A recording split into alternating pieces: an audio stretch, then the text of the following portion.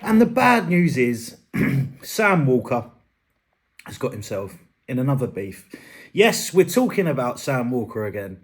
He obviously doesn't appear to have learnt his lesson surrounding the whole head injury. And I don't dislike Sam Walker, really.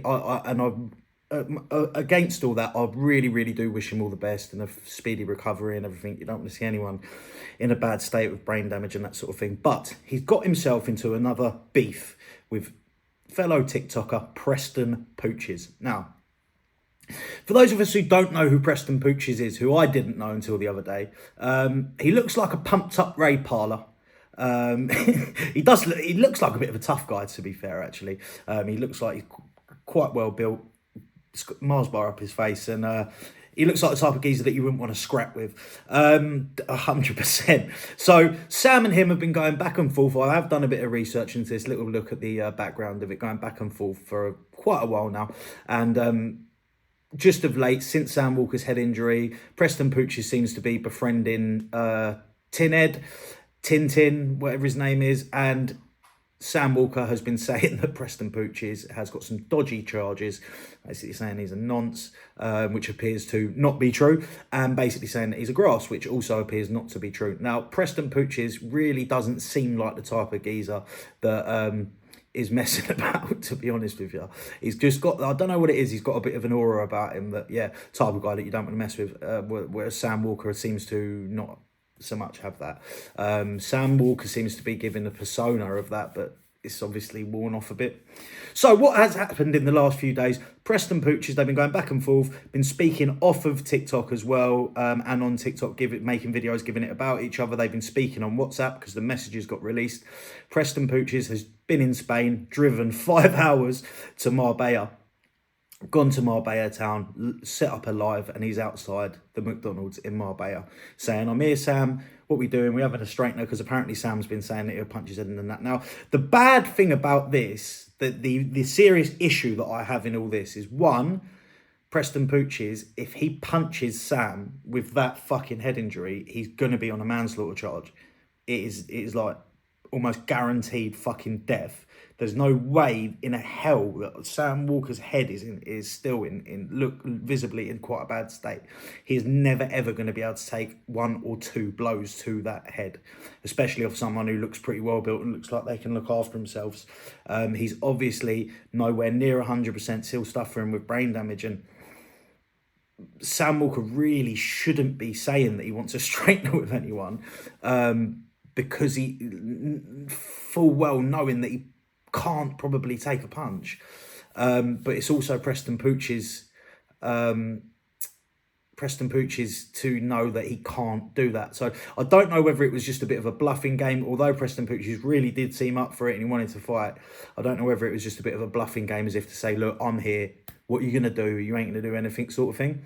But obviously Sam Walker then comes on his own live saying, "Oh, if you want it, you can come to the mountains or come to my apartment." And obviously, a few days previous, Sam Walker had been showing bullets to the camera and saying that he's carrying and stuff. So Pooches is never going to go to his apartment in that situation. I have done a little look into the gun laws in Spain, and it says that Spanish residents are allowed to allowed to possess handguns. They're quite highly restricted, but they can have them, but non-residents can't. So I don't know how smart it is for Walker to be showing bullets and telling the camera that he's carrying.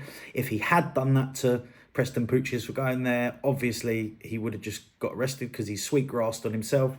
And the whole situation has got a little bit messy ending and a little bit sticky. So obviously Pooches is not going to go to the mountains when Sam Walker's saying that he's got guns and bullets, showing them to the camera, and Walker can't have a straightener, he can't have a fair fight. And yeah, it's a bit of a weird one where obviously Pooches looks like the man because he's gone up and stood up for himself. I will say he's come off that situation looking a bit better, but I don't think Sam comes off it looking particularly bad because he obviously is in a situation where he physically can't fight.